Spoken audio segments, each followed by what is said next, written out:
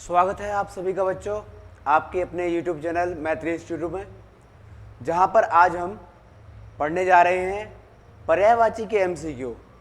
किंतु उससे पढ़ने से पूर्व आपको बता देना चाहता हूं कि आपके नवोदय के फॉर्म आ चुके हैं और आप सभी से यही कहूँगा कि आप सभी अपने अपने फॉर्म भर दें, क्योंकि अंतिम समय पर जो वेबसाइट होती है वो बहुत ज़्यादा व्यस्त रहती है और वेबसाइट व्यस्त होने के कारण आपके फॉर्म भरने में देरी हो सकती है या हो सकता है किसी का नहीं भर पाए।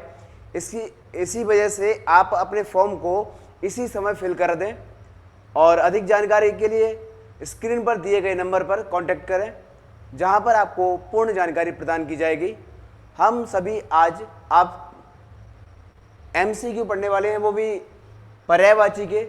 और पर्यायवाची शब्द मतलब इनकी क्लासेस हमारी बहुत पहले हो चुकी है, किंतु आप सभी के एक्सरसाइज करने के लिए या आपको अभ्यास कराने के लिए इस क्लास को बनाया गया है और सभी तैयार हैं।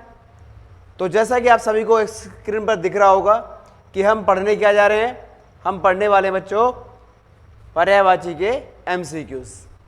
MCQ मतलब मल्टीपल चॉइस क्वेश्चंस, अर्थात सही विकल्प, यानी कि 4 ऑप्शन दिए जाते हैं आपको।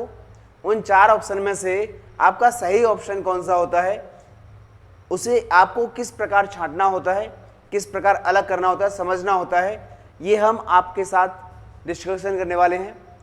तो ध्यानपूर्वक अपनी आंखें खुली रखकर, अपने कान खुले रखकर पढ़ने पर फोकस लगाइए, ठीक है।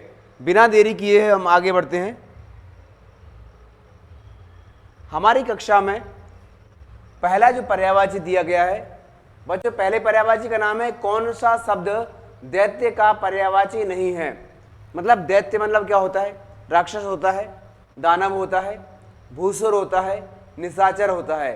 इनमें से कौन सा शब्द है जो हमारे दैत्य शब्द का पर्यायवाची नहीं है। लेकिन आप देख सकते हो यहाँ पर क्या दिया हुआ बेटा, यहाँ पर दिया गया है राक्षस दिया है, दानव दिया है और निशाचर दिया है। ये तीनों शब्द जो हैं वो हमारे दैत्य शब्द के पर्यायवाची हैं, किंतु हमारे प्रश्न में पूछा गया था कि दैत्य शब्द का पर्यायवाची नहीं है, तो हमारा होगा भूसुर। क्योंकि भूसुर बच्चों दैत्य शब्द का पर्यायवाची न होकर मानव शब्द का पर्यायवाची है। किसका है, मानव शब्द का। क्योंकि मानव शब्द ही इसलिए है क्योंकि जो पृथ्वी का दानव है, पृथ्वी का जो दैत्य है, पृथ्वी का जो राक्षस है, वो केवल मानव है और उसकी गलत सोच है। तो यहाँ पर राक्षस, दानव, निशाचर ये तीनों शब्द दानव शब्द के पर्यायवाची हैं, दैत्य शब्द के पर्यायवाची हैं, किंतु भूसुर शब्द मनुष्य का पर्यायवाची है। अर्थात हमारा सही उत्तर होगा भूसुर होगा हमारा सही उत्तर। अगला जो प्रश्न है लिखा है रूख शब्द का पर्यायवाची क्या होगा। अब रूख क्या होता है, गांव में आपने कभी सुना हो। रूख शब्द मतलब होता है पौधे, छोटे छोटे पतझड़, छोटी झाड़ियाँ, इन शब्द को रूख कहते हैं। अब रूख को क्या क्या कह सकते हैं, बिटप, प्रसून, तड़का, हैरम्ब। तो आपको पता है क्या होगा। बिटप हो सकता है शायद, प्रसून हो सकता है, प्रसून तो पुष्प शब्द का पर्यायवाची होता है, तड़का यानी सुबह शब्द का पर्यायवाची है, हैरम्ब तूफान शब्द का पर्यायवाची है। तो हमारा सही उत्तर क्या होगा बेटा, यहाँ पर हमारा सही उत्तर होगा बिटप। बिटप माने होता है पौधा, बिटप मतलब झाड़ियाँ, बिटप मतलब छोटे छोटे जो पौधे होते हैं वो होते हैं, और रूख मतलब भी यही होता है। तो दोनों एक दूसरे के पर्यायवाची साबित होते हैं। अगली कड़ी में बढ़ते हैं बच्चों। अपने पास लिखा है हिरण्यगर्भ शब्द का पर्यायवाची होगा। मतलब हिरण्यगर्भ शब्द है,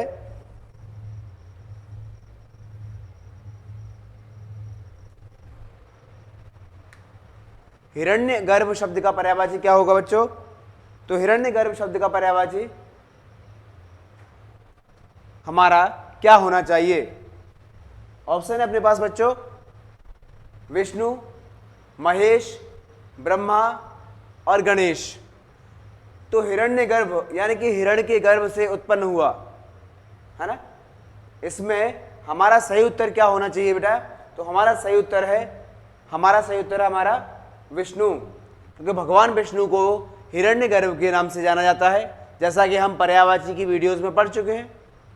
महेश, ब्रह्मा और गणेश ये शब्द इसके पर्यायवाची नहीं होंगे। तो आप समझ गए होंगे कि हिरण्यगर्भ शब्द का पर्यायवाची विष्णु होता है। ठीक है, आगे लिखा है बेटा अपने पास पर्यायवाची शब्द का अर्थ क्या होता है। पर्यायवाची शब्द का अर्थ क्या होता है बेटा? पर्यायवाची शब्द मतलब समानार्थी शब्द। समानार्थी शब्द मतलब समान अर्थ को बताने वाले शब्द। तो यहां पर देखो विलोमवाची लिखा हुआ है, प्रतिविलोमवाची लिखा हुआ है, समानाभास लिखा हुआ है और समानार्थी लिखा हुआ है। तो इनमें से हमारा उचित उत्तर क्या होगा? इनमें से बच्चों हमारा उचित उत्तर होगा समानार्थी। क्या होगा बेटा? हमारा उचित उत्तर समानार्थी होगा, क्योंकि विलोमवाची मतलब पर्यायवाची, सॉरी विलोमवाची मतलब विलोम शब्द, प्रतिविलोम माने विलोम के भी विलोम, समान आभास मतलब समान आभास होता है किंतु होता नहीं है। समान आभास शब्द को अपन बेटा समश्रुति भिन्नार्थक शब्द बोलते हैं। बोलने में एक जैसे लगते हैं लेकिन अर्थ दोनों के अलग अलग होते हैं। जैसे मान लो आपका उत्तर उत्तर हो गया। अब उत्तर शब्द का मतलब उत्तर दिशा भी होता है, उत्तर शब्द का मतलब प्रश्न का उत्तर भी होता है। यानी क्या हो गया? दो अर्थ हो गए, लेकिन बोलने में क्या लग रहा था? समान अर्थ। तो समान आभास मतलब समानार्थी शब्द। ठीक है, लेकिन यहाँ पे समानार्थी शब्द होगा पर्यायवाची का विलोम। तो यहाँ पे विलोमवाची नहीं होगा, प्रतिविलोमवाची नहीं होगा, समान आभास नहीं होगा, होगा हमारा समानार्थी शब्द। अगला लिखा है अपने पास पुरातन शब्द का पर्यायवाची क्या होगा? पुरातन मतलब प्राचीन, पुरातन मतलब पुराना, पुराना जो बहुत समय पहले बीत चुका है। हमारे पास देखो बेटा ऑप्शन क्या दिया है? प्राचीन, पूर्व, प्रकृत, प्रज्ञा। तो जैसा कि हमने पता लगाया प्राचीन मतलब पुराना, तो हमारे पास प्राचीन शब्द जो है वो हमारे पुरातन शब्द का पर्यायवाची होगा।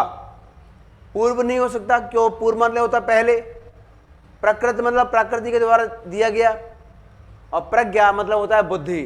तो ये तीनों नहीं हो सकते, क्योंकि ये तीनों शब्द अलग अलग अर्थ में जा रहे हैं। हाँ, अगर ये पर्यायवाची की जगह अनेकार्थी पूछता तो हम इन सभी उत्तरों को लगा सकते थे, किंतु यहाँ पर हमारा उत्तर प्राचीन शब्द ही रहेगा, अन्यथा नहीं। अगला प्रश्न है अपने पास तरंग शब्द का पर्यायवाची क्या होता है? तरंग मतलब बेटा किरण होता है, तरंग मतलब ऊर्मी होता है, तरंग मतलब रोशनी होता है। तो इनमें से हमारे पास तीनों ऑप्शन मैंने जो अभी बोले हैं आपके लिए, उनमें से सही उत्तर क्या है अपने पास? हमारे पास बेटा है ऊर्मी। पुष्कर मतलब होता है फूल, जलधि माने होता है समुद्र, कूल मतलब जो इंग्लिश वर्ड है, कूल का कोई ऐसे वास्तविक मीनिंग नहीं होता, ये तो अपने विकल्प में ऑप्शन दे दिया है एक्स्ट्रा। हमारे शब्द का सही उत्तर होगा ऊर्मी। ठीक है बच्चों, इसके बाद लिखा है आशय शब्द का पर्यायवाची क्या होता है? आशय तात्पर्य होता है, भावार्थ होता है, भाव होता है, व्याख्या होता है। अब इनमें से अपने पास क्या लिखा है? हमारे पास इसमें से तात्पर्य शब्द लिखा हुआ है, मतलब जितने शब्द मैंने आपके लिए बोले थे अभी, उन शब्दों में से तात्पर्य शब्द इसमें दिया है। तो हमारा उत्तर क्या होगा? तात्पर्य शब्द ही हमारा उत्तर होगा। आहार क्यों नहीं हो सकता? आहार भोजन होता है। आंचल क्यों नहीं हो सकता? आंचल दुपट्टा होता है। और अपरिहार्य मतलब क्यों नहीं हो सकता? अपरिहार्य मतलब नाश्ता होता है। अब ये तीनों शब्द तो इसके पर्यायवाची नहीं हो सकते, क्योंकि आपको भी पता है आशय का पूछ रहा है, भोजन का नहीं पूछ रहा, नाश्ते का नहीं पूछ रहा, और आंचल यानी दुपट्टे का नहीं पूछ रहा, वो पूछ रहा है आशय। आशय मतलब तात्पर्य, आशय मतलब भावार्थ, आशय मतलब व्याख्या। तो ये सब पूछ रहा है उसमें। तो हमारा सही उत्तर क्या होगा? तात्पर्य शब्द होगा। अगला जो शब्द है अपने पास सांप शब्द का पर्यायवाची शब्द होगा। यानी सांप का पर्यायवाची क्या होता है? तो सांप का बेटा होता है सर्प होता है, फणी होता है, फणधर होता है, मणिधर होता है। इनमें से कौन सा ऑप्शन दिया है? इसमें हमने जो ऑप्शन बोले हैं अभी चार, उन चारों ऑप्शन में से फणी शब्द इसमें दिया हुआ है, अर्थात यही हमारा उत्तर है। क्योंकि फरेब मतलब क्या होता है बेटा? धोखा होता है, जो सांप का पर्यायवाची कतई नहीं हो सकता। परिणाम मतलब क्या होता है? रिजल्ट होता है। रिजल्ट नहीं हो सकता अपना उत्तर। फिराक मतलब समय, फिराक मतलब कहते ना कि वह इस चीज को लेने की फिराक में था, अर्थात लेने के अवसर पर था, समय देख रहा था उसका, तो अवसर क्या हो गया, फरेब माने धोखा हो गया, परिणाम माने रिजल्ट हो गया, और फिराक मतलब होता है अवसर। ये तीनों सांप शब्द के पर्यायवाची नहीं हो सकते। हमारे सांप शब्द का पर्यायवाची है फणी। अगले प्रश्न की तरफ बढ़ते हैं बेटा। शीघ्र शब्द का पर्यायवाची क्या होता है? शीघ्र मतलब जल्दी, शीघ्र मतलब जल्दबाजी। अब इनमें से 4 ऑप्शन दिए हैं, जल्दी दिया है, फड़ी दिया है, बिच्छू दिया है, संन्यास दिया है। इनमें से हमारा क्या होना चाहिए? शीघ्र मतलब होता है जल्दी, तो जल्दी हमारा शब्द होगा सही उत्तर। फड़ी शब्द क्या है? सांप का पर्यायवाची है। बिच्छू तो आपको दिख ही रहा होगा बिच्छू क्या होता है। उसके पश्चात क्या लिखा है? संन्यास लिखा है। संन्यास मतलब होता है बेटा साधु संत हो जाते ना, ऐसे अपने गृहस्थ जीवन से छोड़कर सन्यासी जीवन में चले जाते हैं, तो वो सन्यास होता है, यानी कि इसको कहते हैं अपन त्याग कर देना हर चीज का। ठीक है, तो हमारे पास शीघ्र शब्द का पर्यायवाची क्या है? जल्दी शब्द है। अगला जो प्रश्न अपने पास, फल शब्द का पर्यायवाची क्या होता है? अब बेटा फल शब्द का पर्यायवाची देखते हैं अपन, तो फल अर्थात रिजल्ट, रिजल्ट मतलब परिणाम, परिणाम मतलब उज्जवल सफलता। तो फरेब शब्द नहीं हो सकता, फरेब नहीं हो सकता। क्या नहीं हो सकता? फरेब शब्द इसका पर्यायवाची नहीं होता, क्योंकि फरेब माने धोखा होता है। फड़ी मतलब क्या है? सांप होता है। फिराक मतलब अवसर होता है, तो हमारा सही उत्तर होगा परिणाम। परिणाम मतलब होता है फल। कहते हैं ना परीक्षा फल क्या आया है, परीक्षा फल मतलब परिणाम क्या आया है, रिजल्ट क्या आया है, तो परिणाम शब्द ही फल शब्द का पर्यायवाची होगा। यहाँ पर वो वाले फल नहीं है कि आप कौन सा फल खा रहे हो, आम, मैंगो, संतरा वगैरह, कुछ ऐसा नहीं है।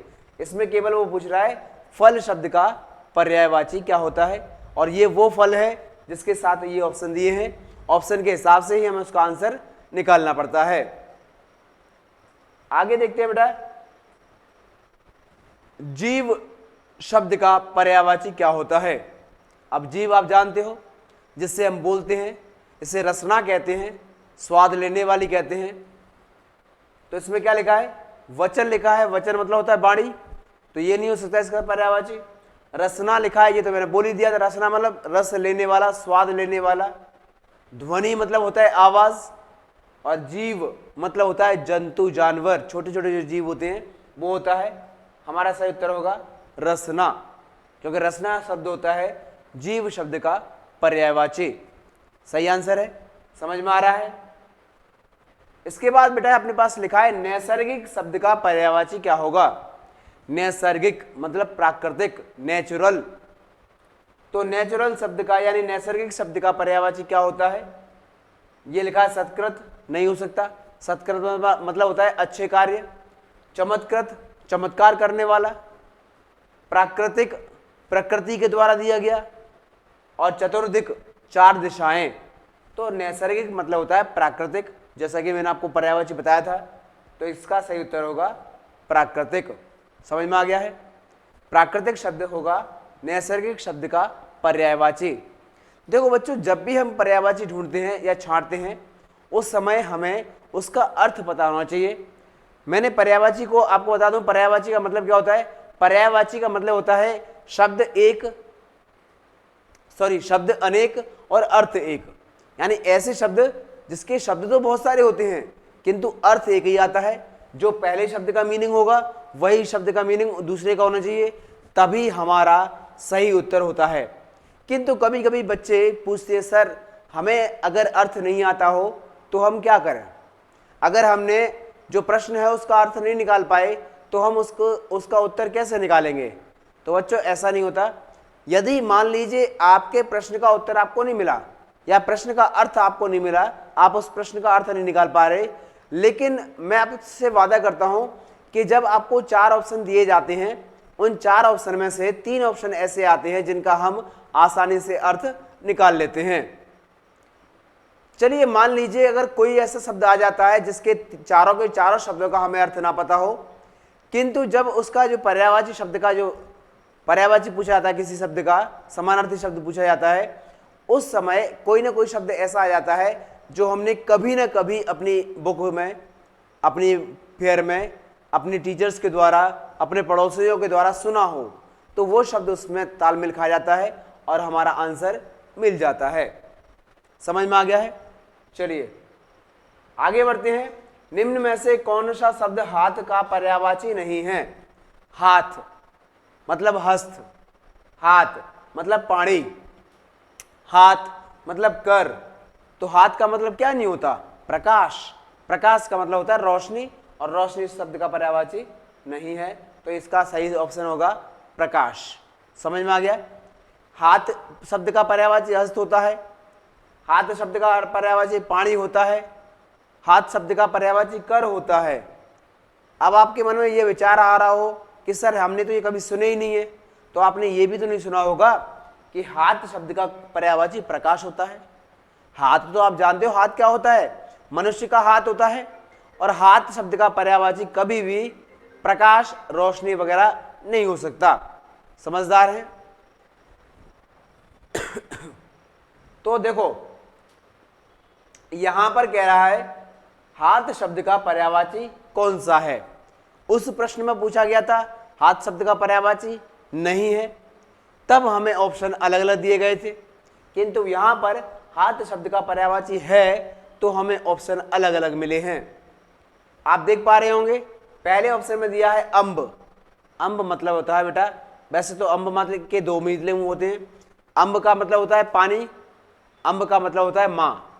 तो ये शब्द पर्यायवाची में तो नहीं हो सकता, क्योंकि जब किसी शब्द के दो अर्थ निकल जाते हैं वहां पर पर्यायवाची हो ही नहीं सकता, वहां पर अनेकार्थी शब्द होता है, तो अंब नहीं हो सकता।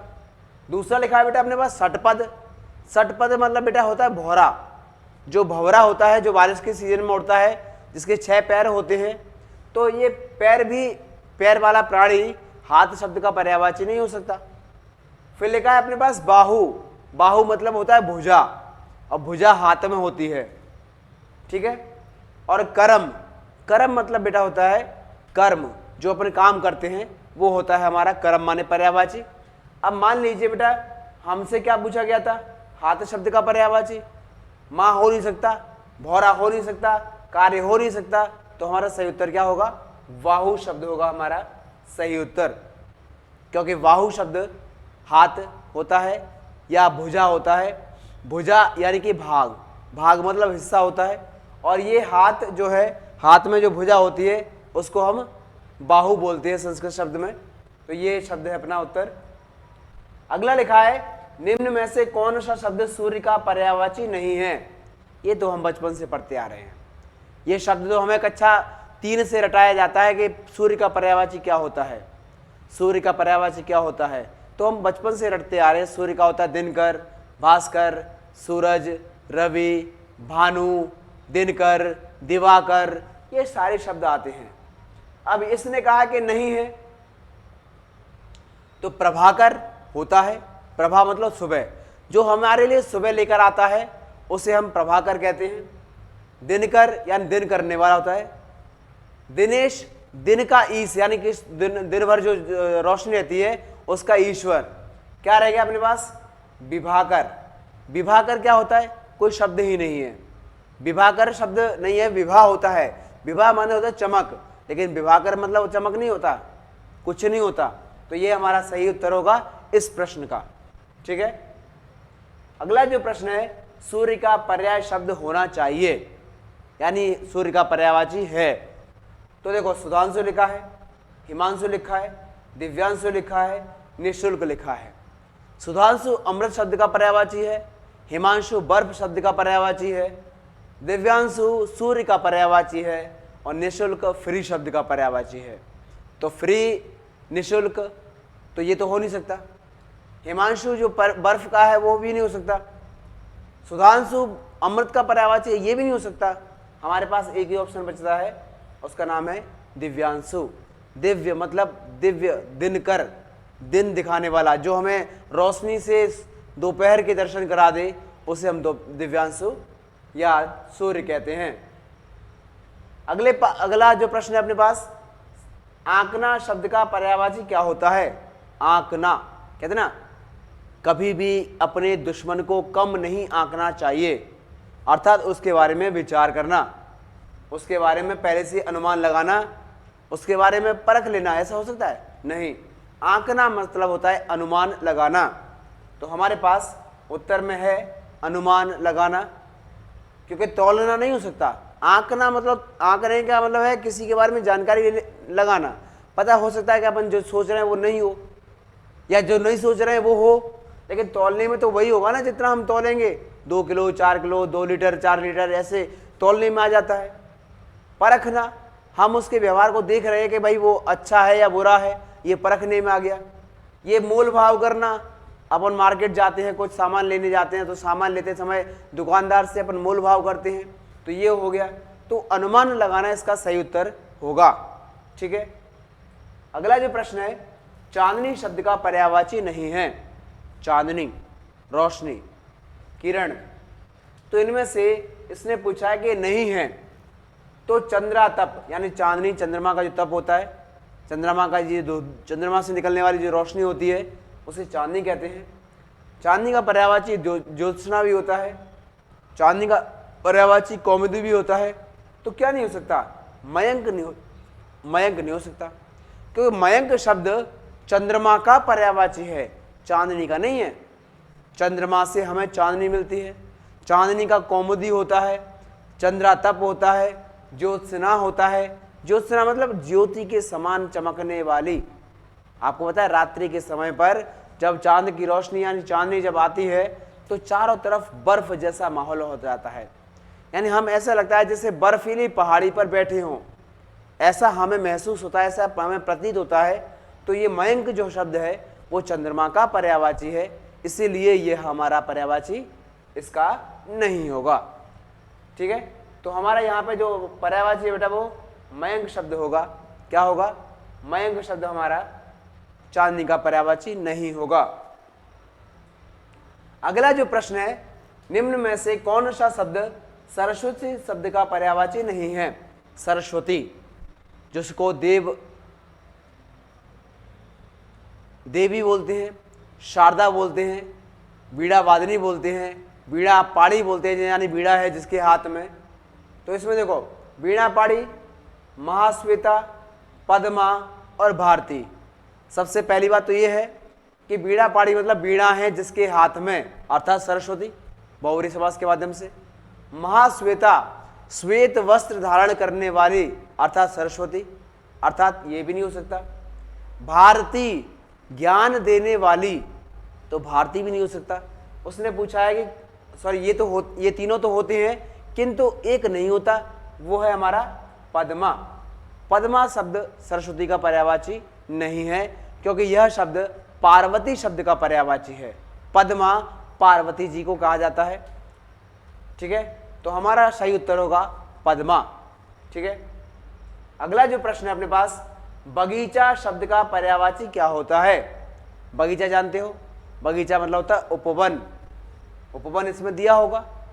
उपवन मतलब जो छोटा पौधा, मतलब छोटा सा घर या छोटा सा जगह है जिसको लेकर अपन वहाँ पे छोटे छोटे पौधे लगाकर, फूलों के पौधे, खुशबूदार फूलों के पौधे, या फिर जो जिसमें हरियाली हमेशा रहती हो, झाड़ियोंदार पौधे होते हैं, उनको लगाकर किसी निश्चित जगह को चुनना बगीचा कहलाता है। उसे उद्यान भी कहते हैं संस्कृत शब्द में। तो ये इसमें देखो निर्जन लिखा है। निर्जन मतलब जहाँ कोई आदमी ना हो। निर्जन मतलब जहाँ कोई आदमी ना हो। व्यंजन, व्यंजन दो प्रकार के होते हैं। व्यंजन एक होता है खाने का, कि हमारे घर पर कौन कौन से खाने के पदार्थ बने हैं, अर्थात कौन से व्यंजन बने हैं। और व्यंजन होता है संधि में, तो ये भी नहीं हो सकता। फिर लिखा है अश्व। अश्व माने क्या होता है बेटा?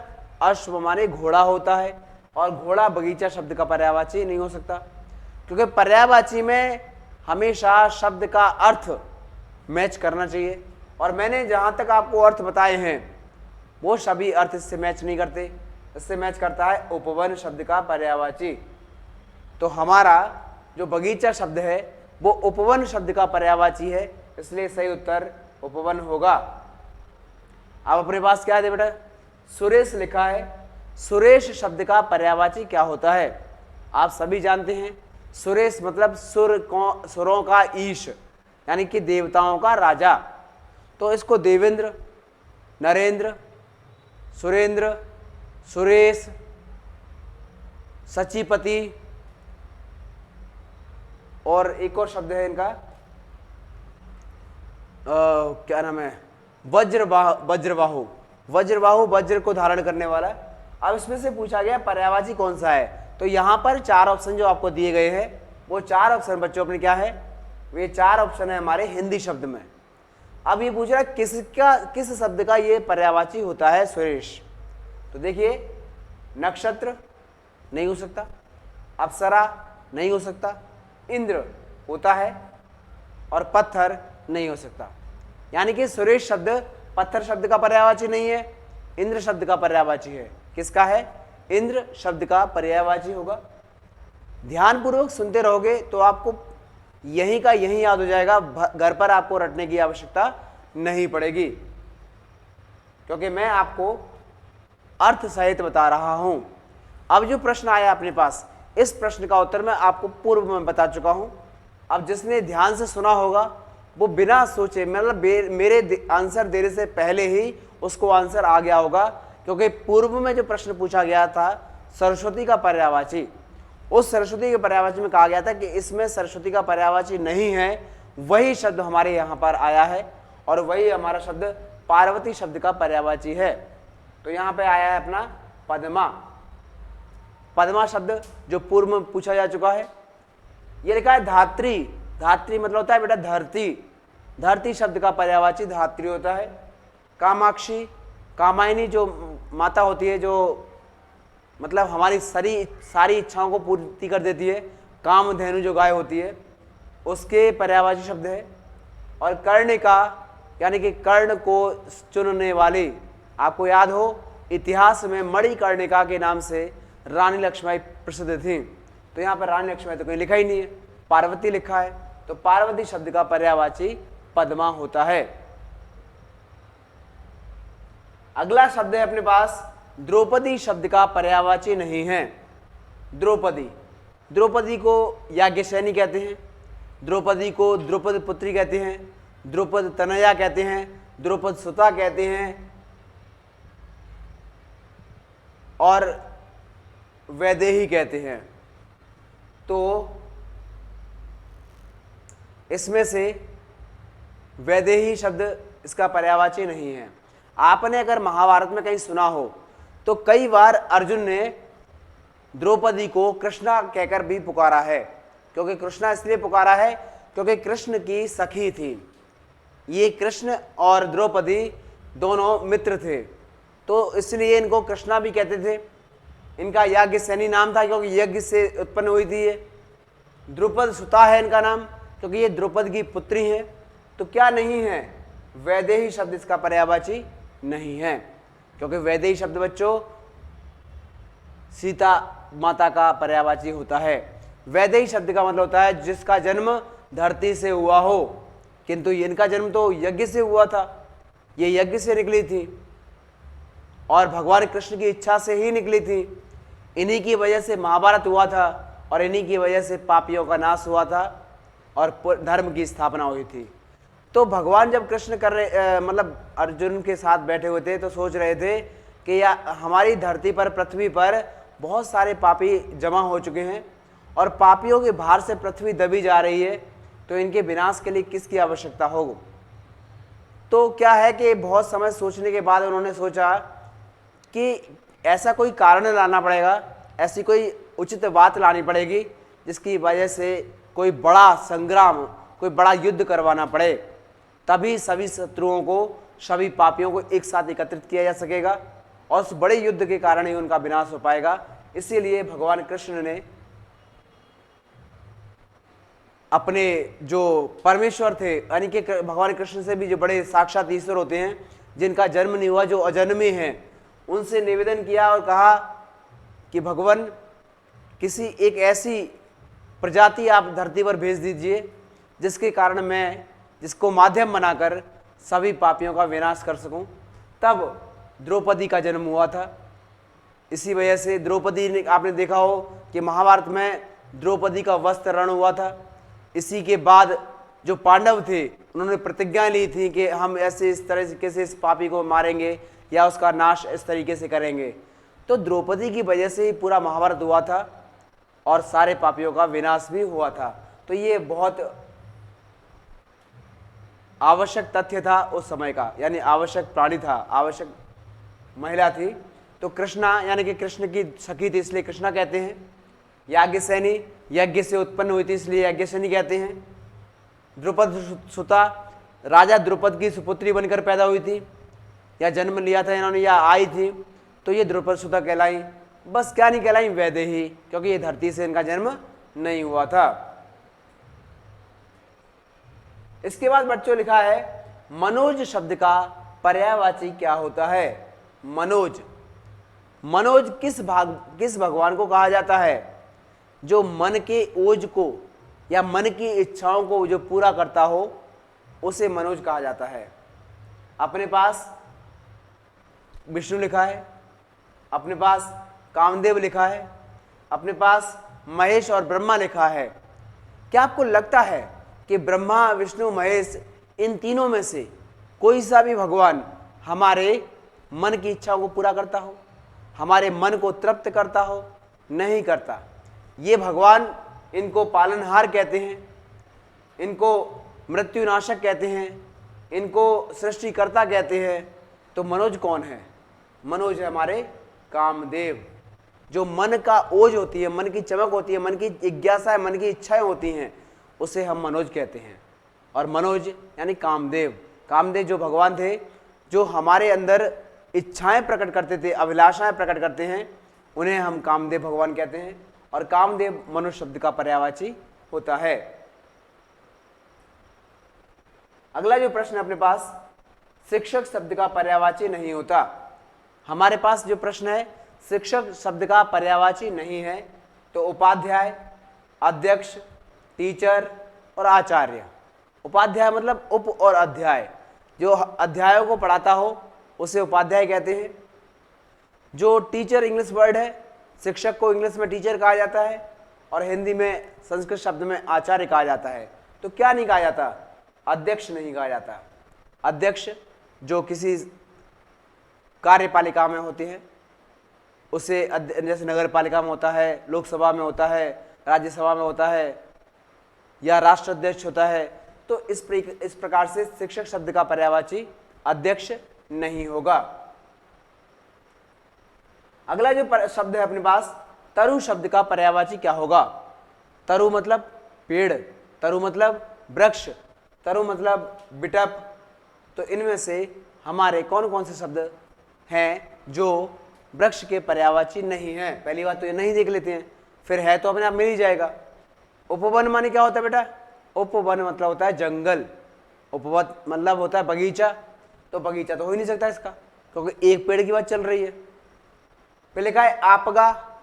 आपगा एक छोटा सा पक्षी होता है, जो आपने देखा हो कि कभी कभी जो गोबर से बने हुए कंडे होते हैं उनमें जाकर कीड़े निकालता है और जो कंडे होते हैं उनको मिट्टी में परिवर्तित कर देता है, वो होता है। वाजी, घोड़े शब्द का पर्यायवाची, घोड़ा शब्द का पर्यायवाची है वाजी। तो यहाँ पर हमारे पास क्या बचा? बिटप बचता है, जो कि हमारे किसका है? तरु शब्द का पर्यायवाची होगा। और उसने पर्यायवाची पूछा है, नहीं बोला है। अब आती है वो बात जो दुनिया के प्रिय थे, जो एक ऐसे महामानव थे जिन्हें 16 कलाओं का अवतार भी कहा जाता है, और वो है कृष्ण, जिनको माधव, मुरारी, विष्णुधर, चक्रधर, विष्णु भगवान, यानी कई नामों से संबोधित किया जाता है। और यहाँ पूछा गया है कि केशव शब्द का पर्यायवाची क्या होगा? तो केशव शब्द का पर्यायवाची क्या नहीं होगा? क्षमा प्रार्थी है, क्या नहीं होगा? ऑप्शन दिया है कृष्णा, माधव, द्वारकाधीश। कृष्णा, माधव, द्वारकाधीश, ये तीनों शब्द केशव शब्द के पर्यायवाची हैं। कौन सा नहीं है? कामदेव नहीं है। तो हमारा सही उत्तर क्या होगा? कामदेव, क्योंकि कामदेव भगवान कृष्ण का नाम नहीं था। अगला है अपने पास थोड़ी देर पहले ही मैंने आपको पढ़ाया है, ये षटपद। षटपद मतलब होता है भौरा। भौरे को हिंदी में भंवरा बोलते हैं, संस्कृत में भ्रमर बोलते हैं। तो ये कह रहा है कि षटपद शब्द का पर्यायवाची क्या होता है। तो षटपद शब्द का पर्यायवाची अभी मैंने बताया आपको भ्रमर यानी भ्रमरा। तो तितली हो नहीं सकता, भ्रमरा होगा क्योंकि ये भ्रमर शब्द संस्कृत शब्द है। मकड़ी और केकड़ा ये शब्द तो हो ही नहीं सकते। आपको वैसे ही अंदाजे से पता चल रहा होगा बिना अर्थ जाने कि तितली, मकड़ी और केकड़ा ये शब्द तो हो ही नहीं सकते। तो हमारा क्या होगा, भ्रमर शब्द। अब मैंने देखो, ये मैंने इसलिए समझाया आपको कि कभी कभी हमारे मन में क्या ख्याल आता है कि सर हमको तो इसका अर्थ पता ही नहीं है। तो अर्थ देख लिए ना कि अर्थ पता नहीं है, फिर भी हमने उसका उत्तर निकाल लिया क्योंकि तितली हमको पता है, ठीक है। मकड़ी हमने देखा है, तितली के कभी 6 पैर नहीं होते, मकड़ी के 9 होते हैं शायद, है ना, या 8 होते हैं शायद। और केकड़ा ये तो हो ही नहीं सकता, इसके तो आगे वो होता है डंक टाइप का होता है। तो ये क्या है, षटपद मतलब भंवरा, भ्रमर या भौरा। अगला है अपने पास मरकट। तो आपने नवीनतम जो रामायण प्रकाशित हुई है या चैनल पर चलाई जा रही है, उसमें जो रावण है वर्तमान समय का रावण है, वो बार बार हनुमान जी से या अंगद से मरकट शब्द का इस्तेमाल करता है। तो मरकट मतलब हनुमान जी कौन थे, बंदर अवतार में थे, बानर अवतार में थे। तो मरकट यानी क्या होता है बेटा, बंदर। शेर नहीं हो सकता, हाथी नहीं हो सकता और घोड़ा तो हो ही नहीं सकता। मरकट आपने सुना, मैं आपको इसलिए याद दिला रहा हूं कि नवीनतम जो रामायण बनी है उस रामायण में भगवान हनुमान जी को रावण ने मरकट शब्द से संबोधित किया है। और प्राचीन शब्द में, वो जो प्राचीन रामायण थी ना, उसमें भी हनुमान जी को मरकट बोला गया है। कब बोला गया है ये भी आपको याद दिला देता हूं। जब हनुमान जी सीता जी की खोज में आए थे और उन्होंने रावण की वाटिका को विनाश कर दिया था, नष्ट कर दिया था, उस समय रावण ने आदेश दिया था अपने पुत्रों को कि जाओ उस मरकट को पकड़कर मेरे चरणों में ले आओ। तो वहां हमें समझ में आता है कि मरकट बंदर शब्द का पर्यायवाची है और हमारे हनुमान जी बंदर अवतार में ही थे। अगला जो पर्यायवाची है, रात्रि शब्द का पर्यायवाची नहीं होगा। रात्रि यानी रात का समय। तो रात्रि में देखो, रैन, निशा, रजनी और शारदा ये शब्द सरस्वती शब्द का पर्यायवाची है। तो यही समझ में आता है कि ये नहीं पूछ रहा है, तो हमारा सही उत्तर होना चाहिए शारदा, क्योंकि रैन, निशा, रजनी ये तो हमने पर्यायवाची में पढ़े हैं। यदि आपने नहीं पढ़े हो तब भी मैं आपको बता रहा हूं कि शारदा शब्द सरस्वती का पर्यायवाची है और सरस्वती माता का पर्यायवाची रात्रि की पर्यायवाची में कभी नहीं आ सकता। 31 पे जो लिखा है, इनमें से मछली शब्द का पर्यायवाची नहीं है। मछली शब्द का पर्यायवाची नहीं है। अब मछली क्या होता, मछली तो आप जानते हो, मछली को संस्कृत में मत्स्य बोलते हैं। मछली को पर्यायवाची मीन होता है, अगर आपने याद किया होगा। मछली का सफरी भी होता है। मछली का पर्यायवाची मच्छिका नहीं होता, क्योंकि मच्छिका मक्खी शब्द का पर्यायवाची होता है। किसका होता है, मच्छिका मक्खी शब्द का पर्यायवाची है। तो ये मछली शब्द का पर्यायवाची नहीं होगा। हमारा सही उत्तर हमें मिल गया है। अब अपने पास सागर शब्द का पर्यायवाची, सागर अर्थात समुद्र, जलधि, नीरधि, वयोधि और पयोधि यानी धी शब्द का इस्तेमाल किया जा रहा है। तो ये कह रहा है सागर शब्द का पर्यायवाची आकाश तो नहीं हो सकता, आसमान का होता है। समुद्र,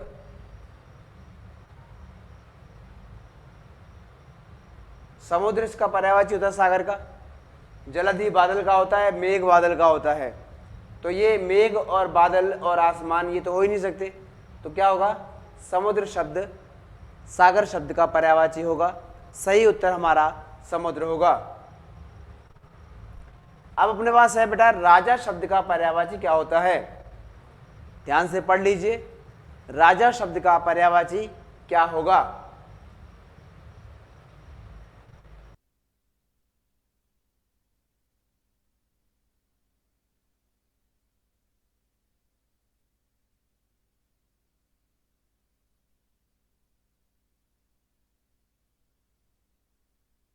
मैंने आपसे कहा राजा शब्द का पर्यायवाची एक बार पढ़ लीजिए, क्योंकि तो बहुत सरल शब्द है और सरल ही पर्यायवाची है। अब इसमें क्या है, राजा शब्द का पर्यायवाची देखो, राजा का विद्वान नहीं हो सकता, राजा का रंक नहीं हो सकता, राजा का भूप हो सकता है, और वेदांत नहीं हो सकता। वेदांत मतलब वेदों का अंत करने वाला, रंक मतलब भिखारी, विद्वान मतलब होशियार इंसान। तो ये क्या है, भूप। आपने राजा का पर्यायवाची पढ़ा होगा, भूप, नरेश, महीप। तो ये क्या है, भूप शब्द इसका पर्यायवाची होगा। सही उत्तर अपना भूप है। अगला जो शब्द है, घोड़ा शब्द का पर्यायवाची नहीं है। घोड़ा शब्द का पर्यायवाची नहीं है। अब यहां नहीं को ध्यान रखना। देखो, पर्यायवाची हो या विलोम हो या कोई भी अन्य सवाल हो, अन्य प्रश्न हो, सबसे पहले प्रश्न को पूरा पढ़ना अनिवार्य है। यदि हम सब प्रश्न को पूरा नहीं पढ़ते तो हम कभी कभी जल्दबाजी में उसका उत्तर गलत दे देते हैं। समझ में आ गया? ये क्या लिखा है, घोड़ा। घोड़ा का होता है अश्म, घोटक, सैंधव, तुरंग। तो इनमें से घोटक होता है, सैंधव होता है, तुरंग होता है, अश्म नहीं होता।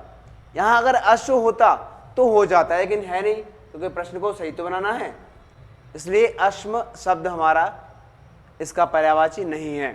सही उत्तर होगा। अब अपने पास है आंसू शब्द का पर्यायवाची क्या होगा। आंसू शब्द का पर्यायवाची देखो बेटा, आंसू का पर्यायवाची देखो, अश्रु, अश्व, शशक और हय। तो हय घोड़े शब्द का पर्यायवाची, घोड़े का पर्यायवाची है। शशक खरगोश का पर्यायवाची है। अश्व ये भी घोड़े शब्द का पर्यायवाची है। तो अपने पास एक ही शब्द बचता है, उसका नाम है अश्रु। अश्रु अर्थात आंसू। तो बच्चों, आज की क्लास में बस इतना ही।